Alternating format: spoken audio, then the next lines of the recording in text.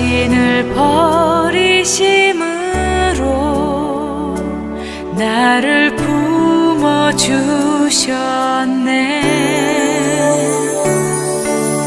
허물을 덮으시고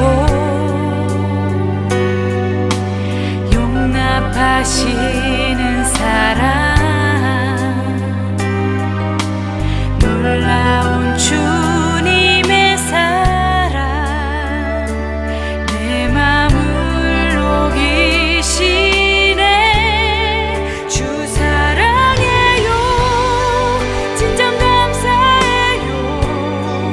나를 생각하신 오직 주님만을, 내 삶을 다해 주만 바라보며 주를 위해 섬기며 살리. 주님 사랑해요, 주님 경배해요. 내겐 오직 주만 유일하신 사랑, 내 모든 것 주께 다 드리며 갈급한 마음으로 주 위해 살리. 예수 주님.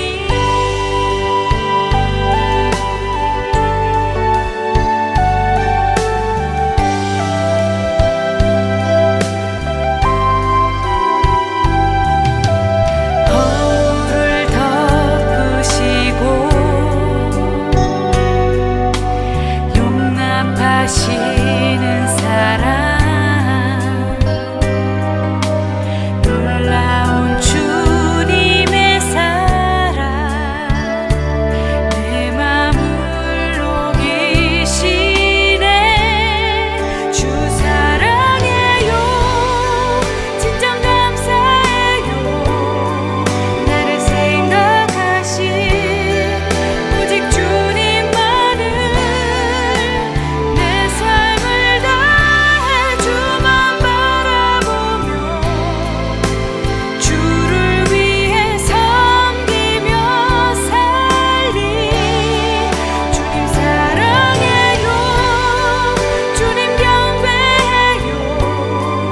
내겐 오직 주만 유일하신 사랑, 내 모든 것 주께 다 드리며 갈급한 마음으로 주 위해 살리. 예수 주님.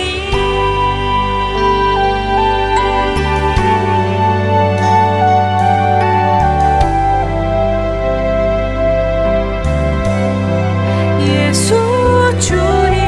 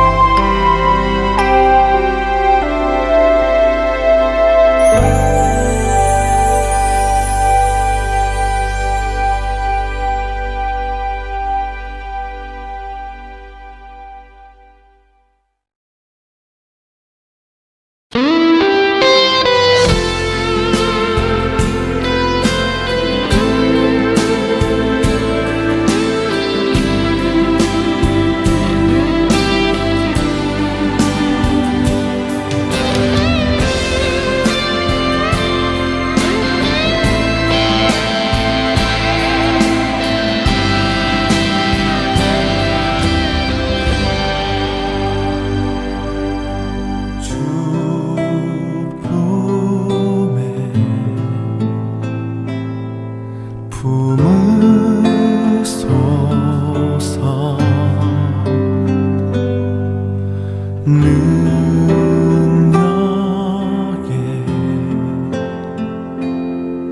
발로 덮으소서. 거친 파도 날 향해 와도 주와 함께 날아오르리. 폭풍 가운데 나의 영혼 잠잠하게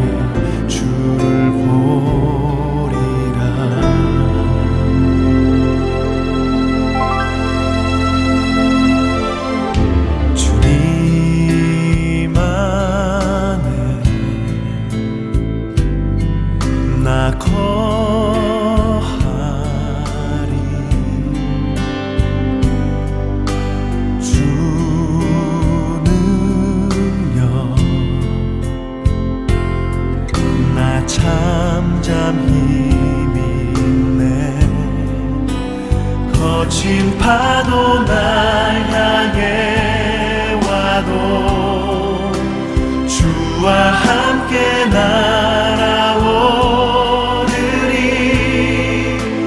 폭풍 가운데 나의 영혼 잠잠하게 주를 보리라.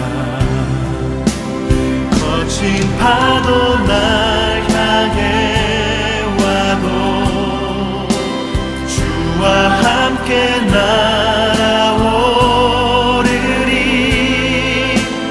폭풍 가운데 나의 영혼 잠잠하게 주를 보리라.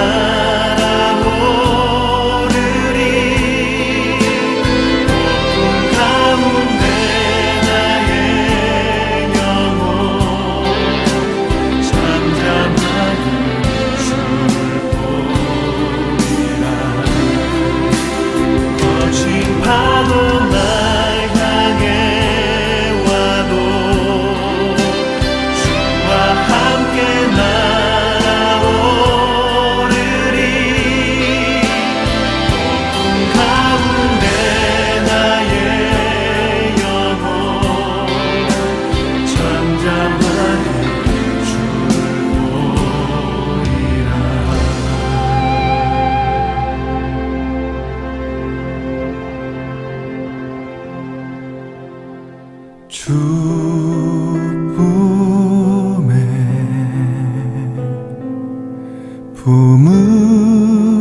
품으소서.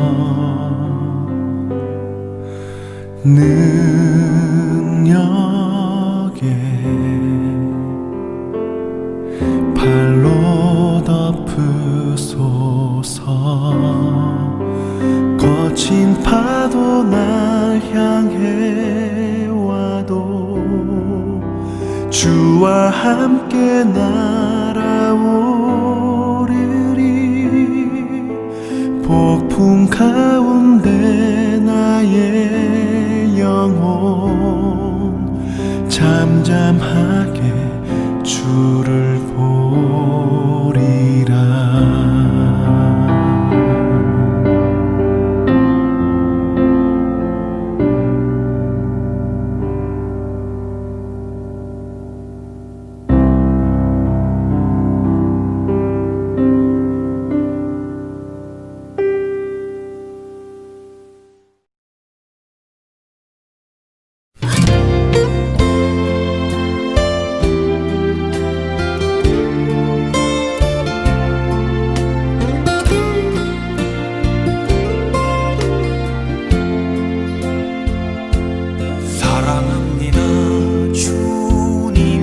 사랑합니다 예수님. 주님 향한 내 마음을 기뻐 노래합니다. 내가 아프고 힘들 때 내 맘 고쳐주시니 나를 치유하신 주 사랑해요. 사랑합니다 주님. 사랑합니다 예수님. 온 맘 다해 주 섬기며 주를 바라봅니다.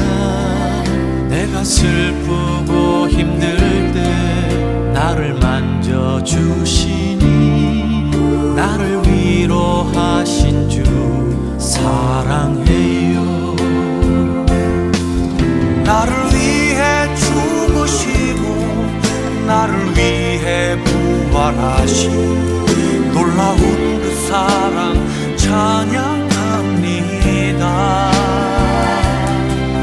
날 위해 주 걸어가신 그 길 따라갑니다.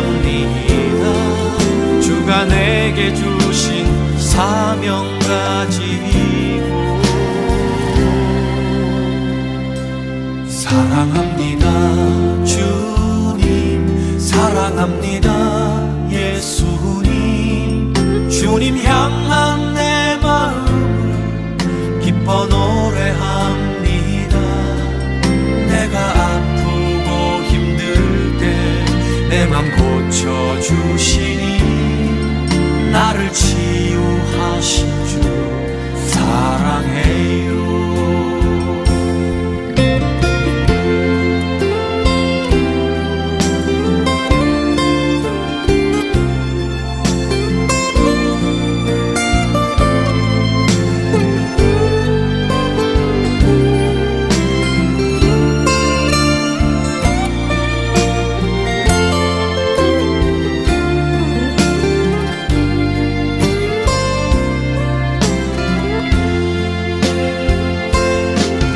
나를 위해 죽으시고 나를 위해 부활하신 놀라운 그 사랑 찬양합니다.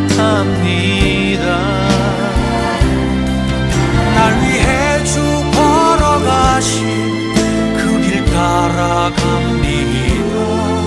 주가 내게 주신 사명 가지고 사랑합니다. 주님 사랑합니다. 예수님 주님 향한 내 마음을 기뻐 노래합니다. 내가 아프고 힘들 때 내 맘 고쳐주시니 나를 치유하신 주 사랑해요. 사랑합니다. 주님 사랑합니다. 예수님 나를 위로하신 주 사랑해요.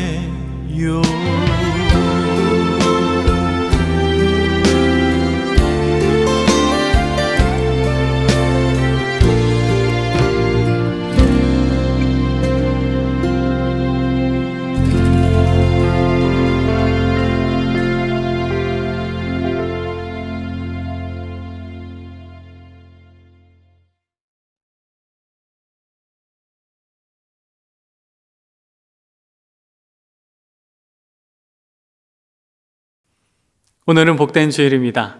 우리 다 함께 자리에서 일어나셔서 살아계신 하나님께 예배 드리겠습니다.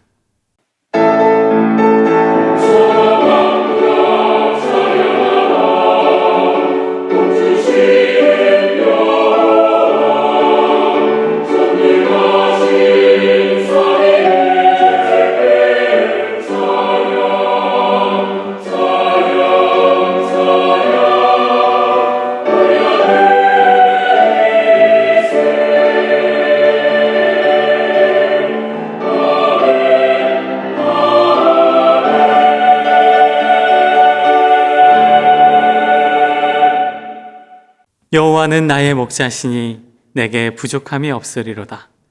그가 나를 푸른 풀밭에 누이시며 쉴 만한 물가로 인도하시는도다. 내 영혼을 소생시키시고 자기 이름을 위하여 의의 길로 인도하시는도다. 내가 사망의 음침한 골짜기로 다닐지라도 해를 두려워하지 않을 것은 주께서 나와 함께 하심이라. 주의 지팡이와 막대기가 나를 안위하시나이다. 주께서 내 원수의 목전에서 내게 상을 차려주시고 기름을 내 머리에 부으셨으니 내 잔이 넘치나이다. 내 평생에 선하심과 인자하심이 반드시 나를 따르리니 내가 여호와의 집에 영원히 살리로다. 하나님은 영이시니 예배하는 자가 영과 진리로 예배할지니라. 아멘. 자리에 앉겠습니다. 사도신경으로 우리의 신앙을 고백하겠습니다. 나는 전능하신 아버지 하나님, 천지의 창조주를 믿습니다. 나는 그의 유일하신 아들, 우리 주 예수 그리스도를 믿습니다. 그는 성령으로 잉태되어 동정녀 마리아에게서 나시고 본디오 빌라도에게 고난을 받아 십자가에 못 박혀 죽으시고 장사된 지 사흘 만에 죽은 자 가운데서 다시 살아나셨으며 하늘로 오르시어 전능하신 아버지 하나님 우편 앉아 계시다가 거기로부터 살아있는 자와 죽은 자를 심판하러 오십니다. 나는 성령을 믿으며 거룩한 공교회와 성도의 교제와 죄를 용서받는 것과 몸의 부활과 영생을 믿습니다. 아멘. 함께 찬송가 384장 함께 찬양 드리신 후에 오늘 예배를 위해서 강영숙 집사님께서 대표로 기도해 주시겠습니다.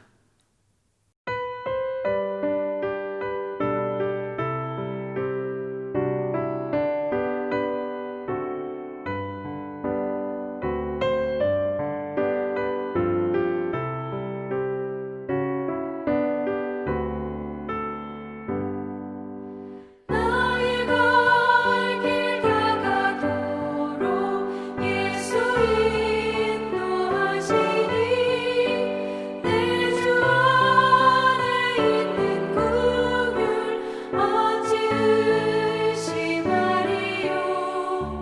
믿음으로 사는 자는 하늘 위로 받겠네. 무슨 일을 만나든지 만사 형통하리라. 무슨 일을 만나든지 만사 형통하리라. 나의 갈 길 다가도록 예수 인도하시니 어려운 일 당한 때도 족한 은혜 주시네. 나는 심히 고단하고 영혼 매우 가라나 나의 앞에 반석에서 샘물 나게 하시네. 나의 앞에 반석에서 샘물 나게 하시네.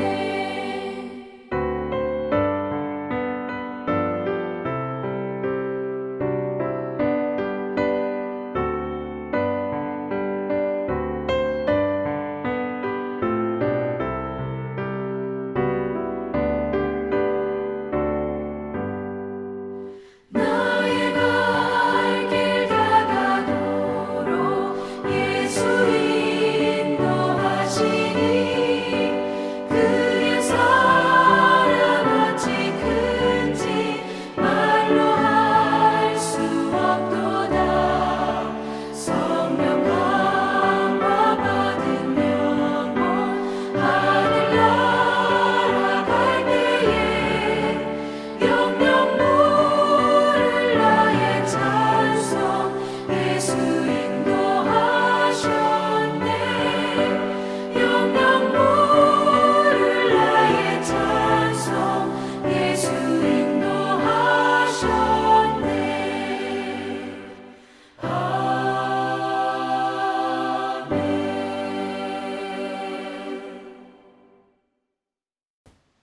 다 함께 기도드리겠습니다.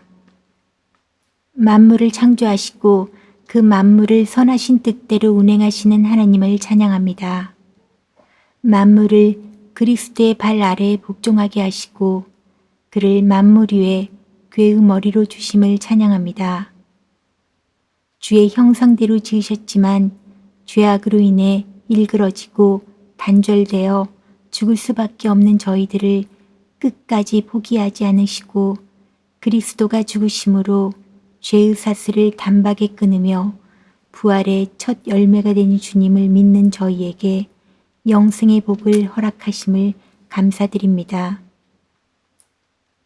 이 시간 주님을 경배하며 온전함으로 예배하는 심정을 어루만져 주시고 그 처소가 어디든지 성령의 임재가 가득하기를 기도드립니다.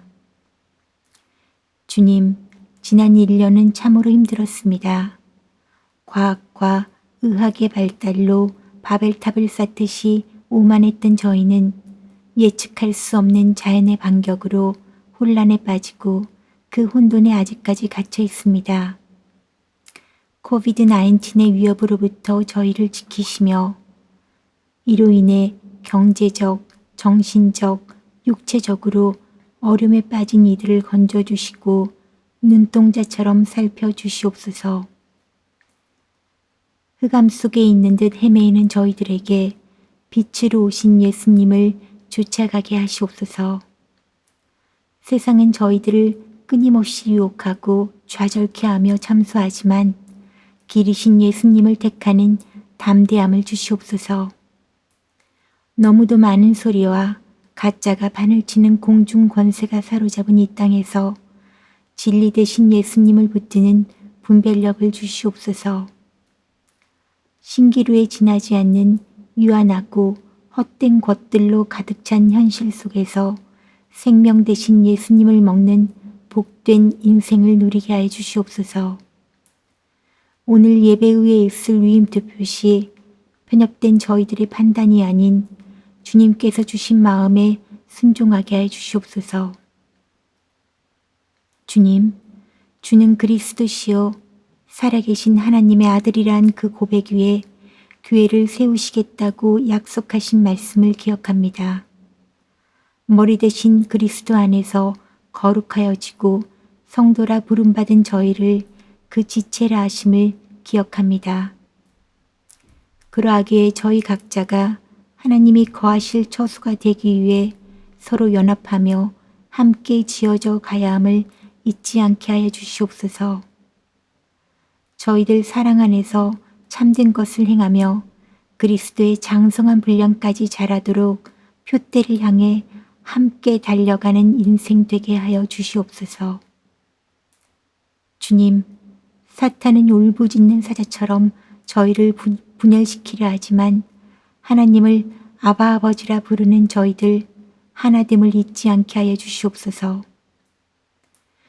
오늘 단위에서 선포되는 말씀 가운데 성령의 능력을 더하사 전하는 자, 듣는 자에게 말씀이 심령과 골수를 쪼개어 마음의 생각과 뜻을 감찰하여 진정한 회개와 회복이 일어나게 하여 주시옵소서.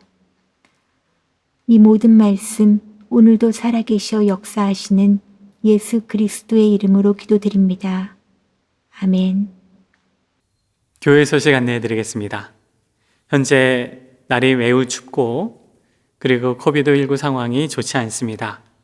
성도님들께서는 계속해서 안전에 힘써 주시기를 부탁드립니다. 오늘 말씀은 IPC 한인노회 노회장이면서 신의 한인교회를 섬기고 계시는 박병규 목사님께서 말씀 전해 주십니다. 2021년 1월 예배위원 안내가 홈페이지 공지사항에 나와 있습니다. 자신의 순서를 확인하시고 기도로 준비해 주시길 부탁드리면서 특별히 부득이한 사정으로 인해서 변경을 원하시는 성도님들께서는 손원일 집사님께 문의해 주시기 바랍니다. 오늘 투표가 진행됩니다. 현장 투표를 신청하신 성도님들께서는 오늘 오후 2시부터 교회에서 투표를 할 수가 있습니다. 투표 시간은 오후 2시부터 2시 30분까지입니다. 그래서 2시 30분 전까지 교회에 오셔서 투표하시기 바랍니다.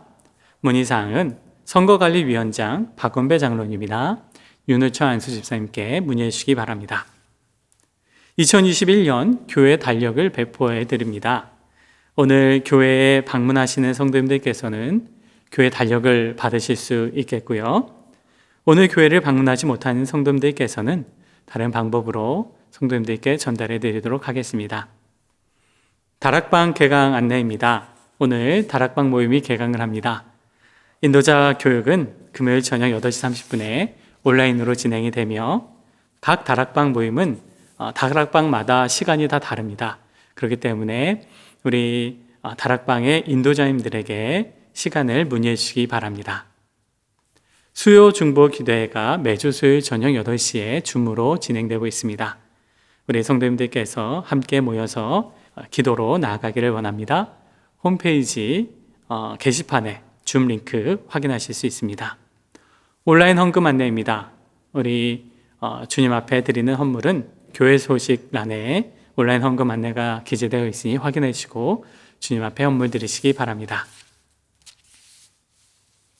지금 이 시간 호산나 찬양대에 찬양이 있은 후에 김근영 집사님께서 성경 봉독하시고 의인은 믿음으로 말미암아 살리라 라는 제목으로 박병배 목사님께서 설교 말씀 전해주시겠습니다.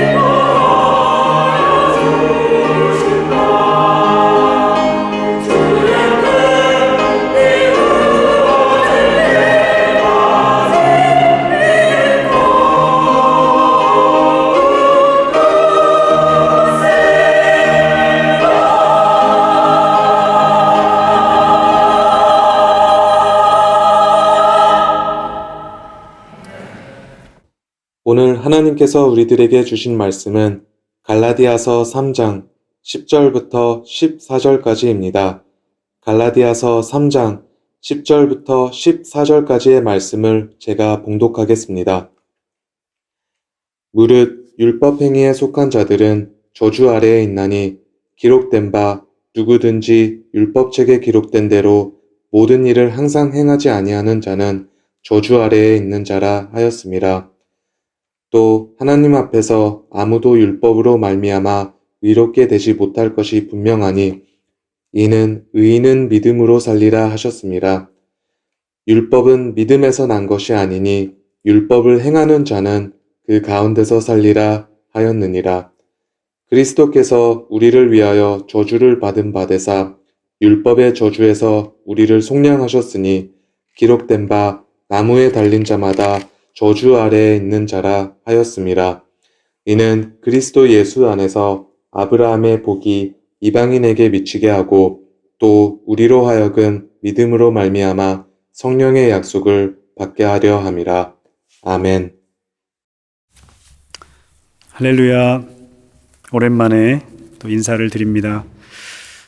여전히 얼굴로 대면하지 못하고 이렇게 인사를 드리게 돼서 답답할 따름이지만 그러나 이 시간은 누구보다도 하나님을 대면하는 시간 아닙니까? 네, 여러 가지 커뮤니케이션의 장애물 또 장벽이 있지만 그러나 예배를 통해서 하나님을 대면하시고 만나시고 또 기록된 말씀을 통해서 하나님의 음성을 들으시기를 바랍니다. 그렇습니다, 여러분. 음식 중에도 죽처럼 이렇게 먹기에 편하고 부드러운 음식이 있는가 하면 딱딱하고 질긴 음식이 또 있습니다. 그런데 이 말씀도 그런 것 같아요. 하나님의 말씀, 같은 말씀이지만 상대적으로 받아먹기에 굉장히 힘들다. 이런 이제 음식처럼 그런 말씀들이 있는데요.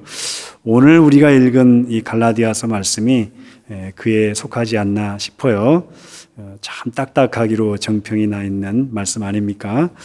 그러니까 아예 시작부터 마음 문을 닫아버릴까요? 그러라고 이 말씀을 이렇게 기록해서 주시지는 않았을 텐데요. 그렇지 않습니까? 오늘은 아예 글렀구나. 재미있는 좀 말씀 좀 듣고 싶었는데 가슴 뭉클하게 하는 말씀 좀 듣고 싶은데 가슴 뭉클하게 하고 재미있는 설교를 못 드릴 것 같아서 제가 미리 사과를 드립니다. 그러나 딱딱하지만 잘 받아먹기만 한다면 그것이 또 우리의 신앙을 단단하게 만들어줄 수도 있을 것이라는 기대도 걸어봅니다. 자, 우리가 읽지는 않았지만요. 3장의 첫 포문을 여는 말이 무엇이었나요? 3장 1절에 보면 어리석도다 갈라디아 사람들아. 또 3절에서는 너희가 이같이 어리석으냐. 한 챕터의 첫 머리말부터 이렇게 연거푸 단도직입적으로 직설적으로 어리석다고 질타를 가하고 있기 때문에 어떻습니까, 여러분? 누가 나를 보자마자 이런 식으로 몰아붙이면 그 뒤에 아무리 좋은 말을 한들 듣지 않으려고 귀를 막지 않을까요? 그럴 것 같아요. 참 늘어놓는 말들 듣기 힘들 것 같은데 사람이 기본적인 교양 또 예의가 있어야지 이런 식으로 몰아붙이면은 나는 말씀 그 말을 못 듣겠다. 상종하고 싶지 않다. 이렇게 이제 마음을 닫을 것 같은데요. 그런데 이 거친 말이 누구의 입에서 나왔나? 이게 또 중요합니다. 알고 보니까 다름 아닌 그 유명한 사도 바울에게서 나온 말이었습니다. 늘 하나님께 사로잡혀서 산 자로서 유명했던 그런 정도라면은 바른 말 고운 말을 선도해도 모자랄 판에 어떻게 이렇게 막말을 쏟아낼 수 있었던 것인지요. 그렇습니다. 굳이 우리가 바울 편에 서서 변명을 좀 하자면은요, 그가 필시 그렇게 나를 세우지 않으면 안 되는 어떤 사건들, 일들이 선행했을 것입니다. 그게 무엇일까요? 갈라디아서 시작과 더불어서 바울이 줄곧 목에 핏대를 세워가면서 외쳤던 주제가 있습니다. 강조했던 이슈가 있어요. 뭐냐면은 율법으로부터의 자유, 율법으로부터의 해방이었습니다. 특히 2장 16절의 경우는요, 사람이 의롭게 되는 것은 율법의 행위로 말미암음이 아니요 오직 예수 그리스도를 믿음으로 말미암는 줄 알므로 우리도 그리스도 예수를 믿나니 이는 우리가 율법의 행위로서가 아니고 그리스도를 믿음으로써 의롭다함을 얻으려 함이라. 율법의 행위로서는 의롭다함을 얻을 육체가 없느니라. 한 절이요, 굉장히 길죠. 2장 16절은 갈라디아서 전체 내용을 요약해 놓았다, 이렇게 봐도 좋을 것 같습니다. 무엇보다도 이 한 절 안에 율법의 행위로서는 아니다, 이 말이 3번씩이나 3차례나 반복되고 있습니다.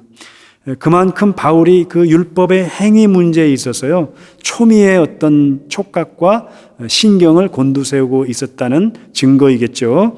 자, 그러면서 이제 3장으로 넘어왔는데 3장으로 넘어오니까 그런 좀 기세가, 강도가 누그러뜨려지기라도 했나요?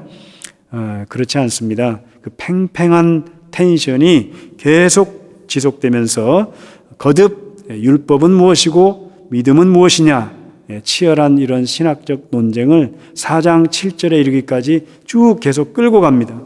도대체 그 율법의 정체가 뭐길래 바울로 하여금 그토록 강한 경계심을 갖도록 만들었을까? 우리는 바울이 그렇게 계속 율법과 믿음을 대치시켜 놓았다는 점에서 이 율법이라고 하는 것은 우리 신앙에 있어서 아주 무익한 것이구나, 백해무익한 것이구나, 이렇게 섣불리 좀 결론을 내릴 가능성이 있습니다. 그러나 3장 24절로 내려가면은요, 그 율법을 가리켜서 우리를 그리스도에게로 인도하는 초등교사다, 이렇게 칭해놨습니다. 제가 가진 옛날 버전에는 몽학선생이다, 이렇게 일컫기도 했고요. 초등교사다. 그러니까 율법의 기능이라고 할까요? 이 율법이 아무 기능을 안 하는 게 아닙니다.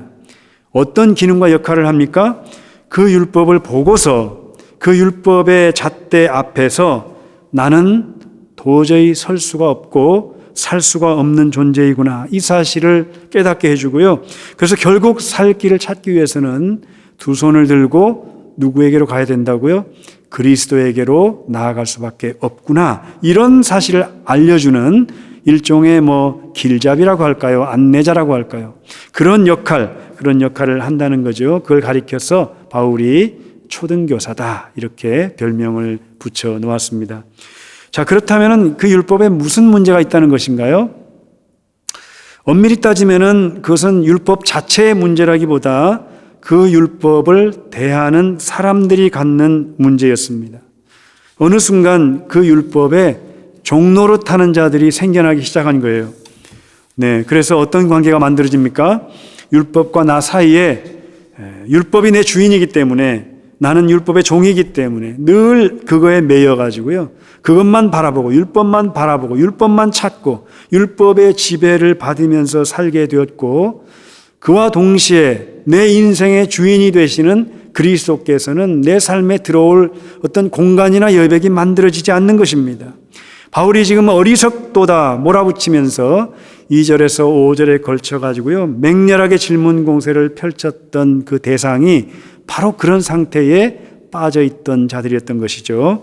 자, 그러다가 불현듯 3장 6절로 넘어오니까 역사 속의 한 인물을 소환해 냅니다. 누구였습니까? 다름 아닌 아브라함이었습니다. 여러분, 당시에 그 유대인들은 나는 아브라함의 후손이다, 굉장한 프라이드였지 않았습니까? 그렇게 아브라함의 후손이라고 하는 타이틀만으로 프라이드를 삼고 있는 자들에게 아브라함의 이름을 들고 나오니까 잔뜩 긴장하지 않았겠어요? 예, 그 분위기를 우리가 불보듯 뻔한데, 일단 바울의 말을 들어봅시다. 3장 6절에 아브라함이 하나님을 믿음에 그것을 그에게 의로 정하셨다 함과 같으니라. 예, 아브라함이 어떻게 무엇으로서 의롭게 되었다고요? 하나님을 믿음에, 믿음으로써 의롭게 되었다는 거예요. 율법으로서가 아니라. 그 뒤에 할례도 받지만 시간적으로도 할례를 행하거나 아니면 뭔가를 해서 그것을 통해서 의롭게 된 게 아니고요, 아예 무할례 시에 하나님께서 의롭다 칭해 주셨다는 것입니다. 자, 그래서 중요한 것은 이제 누가 진정한 아브라함의 후손이 된다는 것이냐. 7절에 그런즉 믿음으로 말미암은 자들은 아브라함의 자손인 줄 알지어다. 또 9절에도요, 그러므로 믿음으로 말미암는 자는 믿음이 있는 아브라함과 함께 복을 받느니라. So those who have faith are blessed along with Abraham, the man of faith. 예, 아브라함과 함께 복을 받는다. 그 율법주의자들이 갖고 있던 아브라함의 후손 개념과는 전혀 색다른, 완전히 새로운 후손 개념의 카드를 꺼내 놓은 것이죠. 오직 그리스도를 믿음으로써 아브라함에게 과거에 약속했던 그 구원을 상속받는 언약의 자손의 대열에 들어갈 수 있다. 이걸 지금 강조하고 있는 것입니다. 그것이 바로 오늘 우리가 본문으로 택했던 14절과도 일치합니다. 다시 보실까요? 이는 그리스도 예수 안에서 아브라함의 복이 이방인에게 미치게 하고, 저와 여러분이 이방인 아니었습니까? 그런데 예수 안에서 아브라함에게 약속했던 그 복이 우리에게까지 와서 닿게 되었다. 또 3장 끝절에도요, 마찬가지죠. 너희가 그리스도의 것이면 곧 아브라함의 자손이요 약속대로 유업을 이을 자니라. 모두 일맥상통하는 구원 공식입니다. 그런가 하면 또 10절에서는 이런 말씀도 있었습니다. 이런 말씀이 있어요. 무릇 율법 행위에 속한 자들은 저주 아래 있나니 기록된 바 누구든지 율법 책에 기록된 대로 모든 일을 항상 행하지 아니하는 자는 저주 아래에 있는 자라 하였음이라. 이게 무슨 말입니까? 세상에서 만일 율법의 1.1획도 어김이 없이 완벽하게 지키는 사람이 있다면 그는 율법을 행함으로써 의롭다함을 얻을 수 있을 것이다. 그 말을 뒤집으면 이런 의미인 거예요. 그런데 세상 천지에 그런 사람이 있다는 겁니까? 전혀 존재하지 않는다. 그런데도 그렇게 다 지키지도 못하면서 여전히 율법을 통해서 구원을 얻겠다고 고집을 피우는 자들, 그들이야말로 여전히 저주 아래 있는 자라는 선언인 것입니다. 바로 그 저주와 관련해서 오늘 저희가 집중하려고 하는 구절이 13절입니다. 방금 전에 이 세상에서 완벽하게 율법을 지킨 자가 없다고 했는데요. 그러나 한 분이 계셨죠. 유일하게 한 분. 13절을 같이 보시겠습니다. 그리스도께서 우리를 위하여 저주를 받은 바 되사 율법의 저주에서 우리를 속량하셨으니 기록된 바 나무에 달린 자마다 저주 아래에 있는 자라 하였음이라. Christ redeemed us from the curse of the law by becoming a curse for us. For it is written, cursed is everyone who is hung on a tree. 여러분들이 피하고 싶은 단어이겠지만 특별히 이 구절에서는 저주라는 단어가 또 3번씩이나 나와서 우리를 흔듭니다. 자, 그런데 누가 나무에 달려서 그 율법이 정한 저주 아래에 들어갔다고요? 구약에서는 하나님께서 짐승을 잡아서 제사를 하도록 짐승을 잡아서 바치라는 명령을 하셨더랬습니다. 왜 그렇게 험악한 제사 방식을 명하셨을까요? 좀 다른 방법도 좀 있었을 것 같은데, 시골에서 뭐 닭이든 돼지든 이게 잡는 광경을 보신 분 계실지 모르겠습니다. 저는 어렸을 때 봤는데 종종 봤는데 그 볼 때마다 참 잔인하다, 사람이. 그런 생각을 많이 가졌더랬습니다.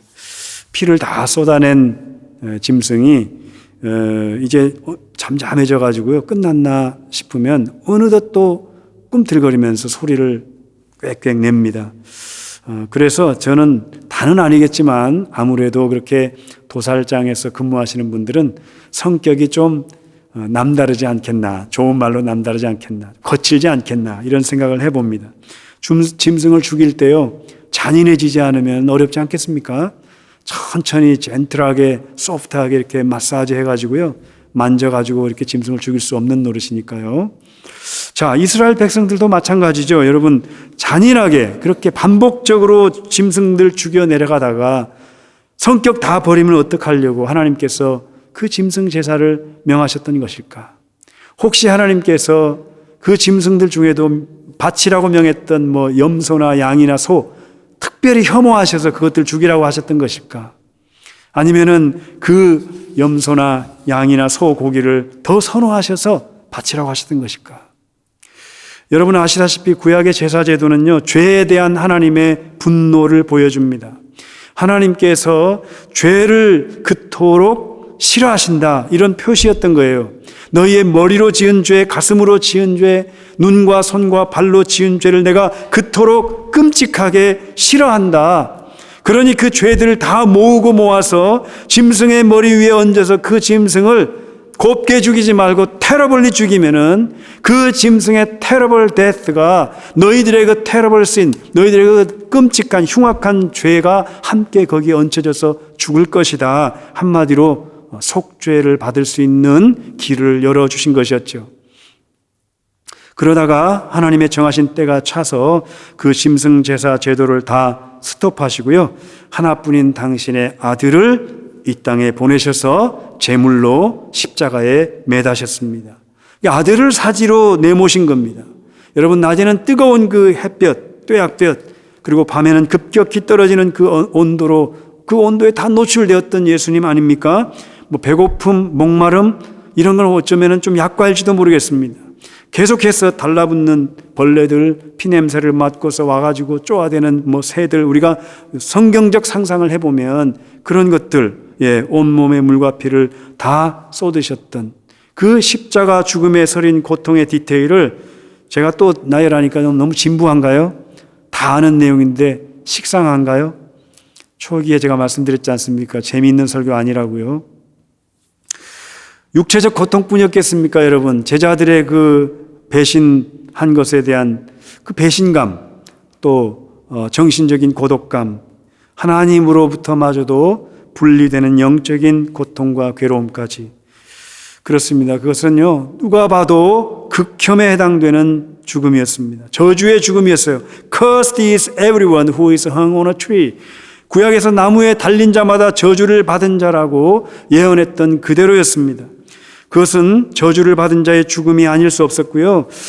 그것이 바로 오늘날까지도 유대인들이 예수님을 메시아로 받아들이지 못하게 하는 핵심 요인 중 하나입니다.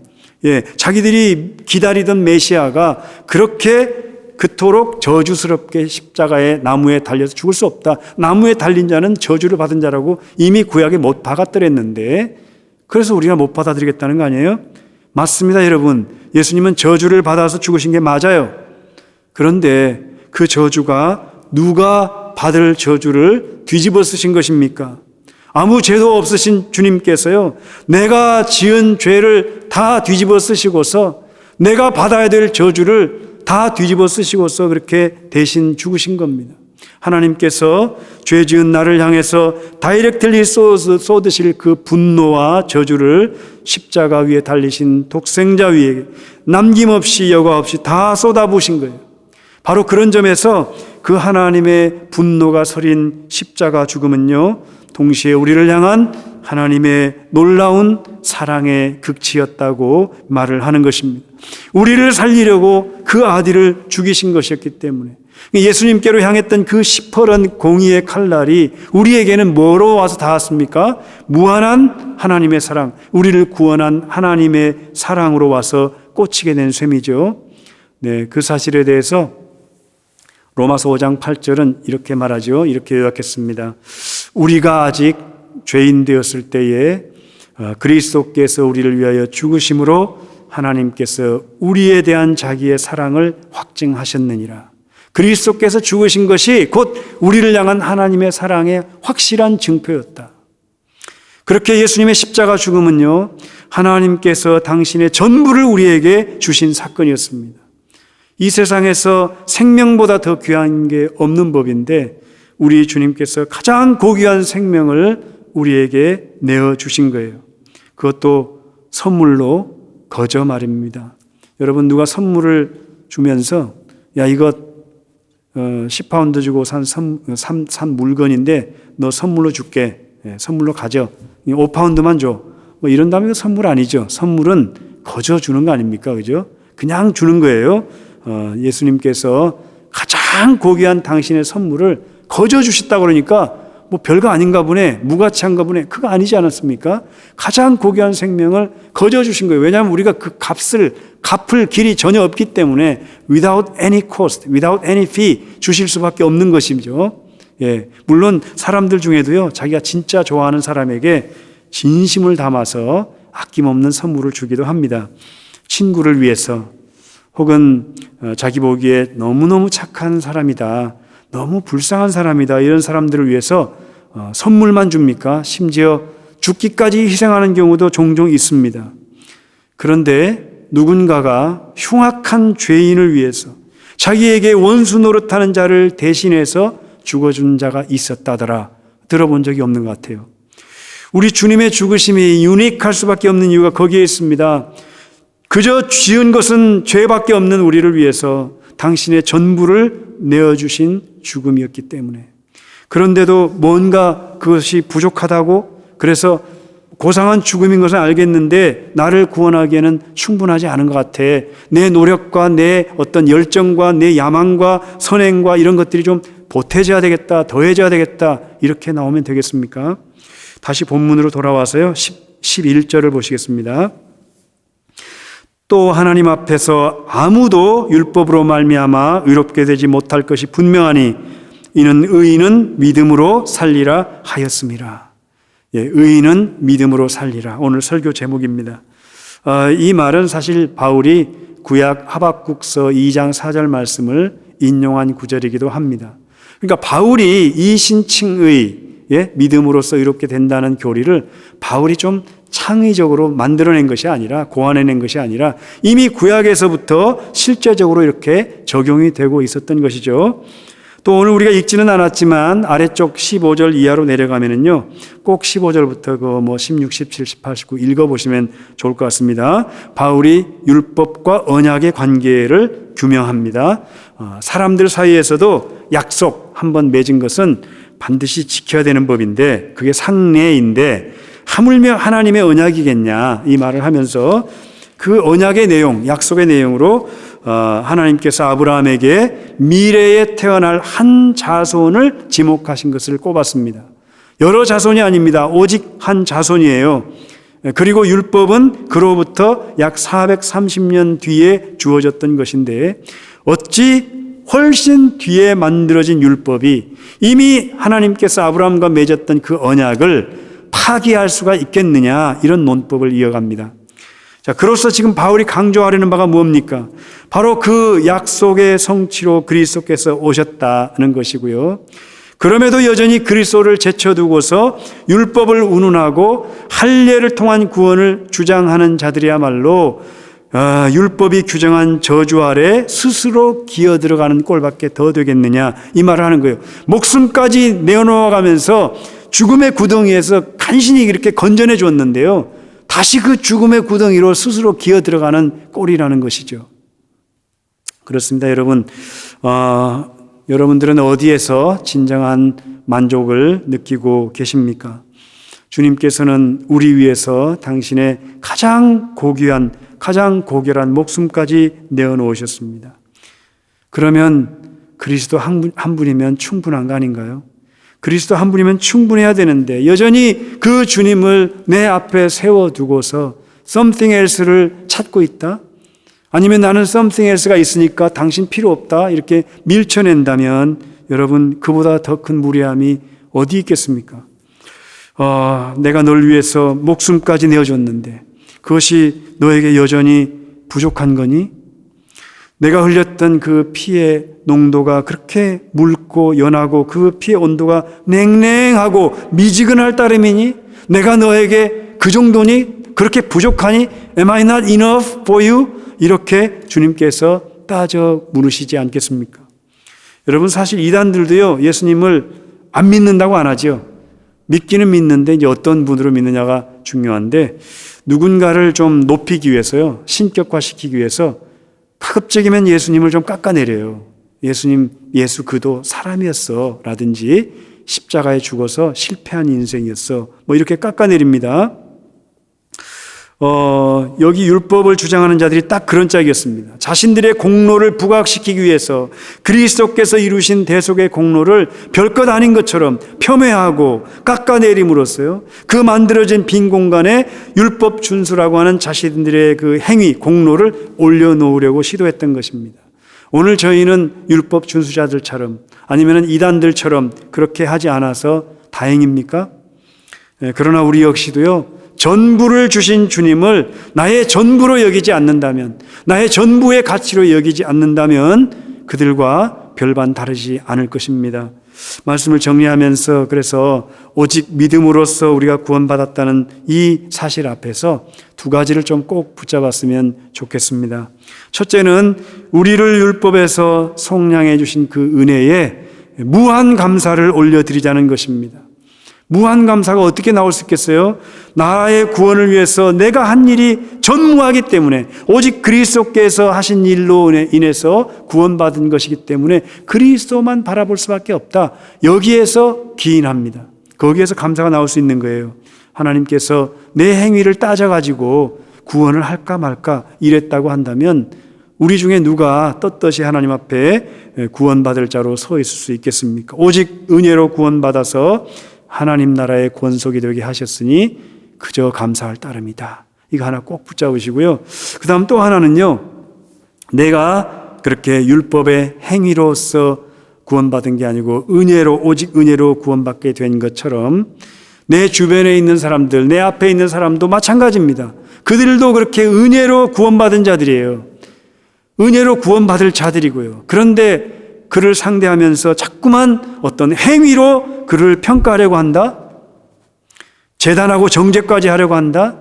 너 하는 꼴을 보니까 너는 구원받을 만하다, 안 하다, 이걸 운운한다면은 너희도 할례를 받아야 구원을 얻는다고 주장했던 갈라디아 내 유대인들, 율법주의자들과 전혀 다를 바가 없을 것입니다.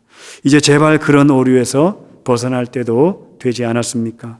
아무쪼록 오늘 우리를 죄에서 자유케 하신 그 보혈의 능력에 우리가 흠뻑 젖는 은혜가 있으시길 바라고요. 나아가서 이미 그 은혜를 받은 자로서 그 구원의 은총을 나뿐만 아니라 만나는 이들에게 아낌없이 공유하고 또 전해주는 이런 사명들을 잘 감당하시는 주의 성도들 되시기를 주님의 이름으로 간절히 축원합니다. 예, 기도하시겠습니다. 하나님, 은혜 아니면 우리는 아무것도 아닙니다. 아니, 은혜 하나면 우리는 하나님의 전부이며 그래서 우리에게도 충분함을 고백합니다. 우리를 그렇게 은혜로 구원해 주셨사온데 여전히 율법에 매여서 그리스도의 대속의 공로를 무색하게 만들고 있지는 않는지, 또 나뿐 아니라 주변의 사람들에게도 은혜가 배제된 어떤 행위들을 강요하고 있지는 않는지 돌아봅니다.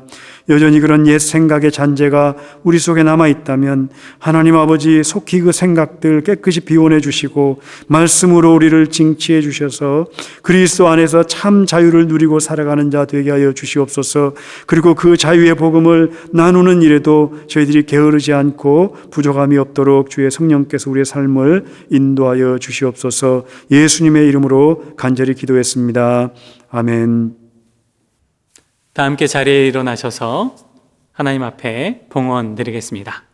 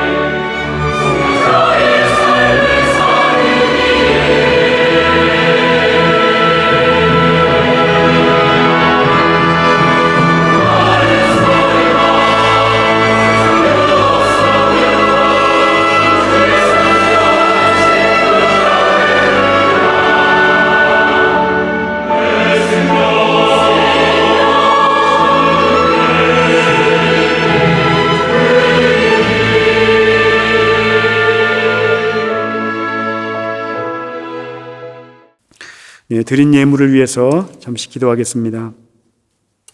하나님 아버지, 이 시간 온 마음과 정성을 다해서 주님께 예배하며 또한 준비한 예물을 올려드립니다. 우리의 찬양과 기도와 예물과 헌신이 주님을 기쁘시게 해드리는 신령과 진정한 것들이 되게 하여 주시고, 헌금을 드리는 자들마다 이 땅에서 물질의 노예로 살아가지 않게 하시고 온전히 주님만을 의지하여 주의 말씀을 따라 살아가는 복된 자녀들 될 수 있도록 인도하여 주시옵소서. 이 물질이 쓰이는 현장에도 주님 친히 함께 하시고 역사해 주시기를 간절히 소원하옵고 거룩하신 예수님 이름으로 기도합니다. 아멘.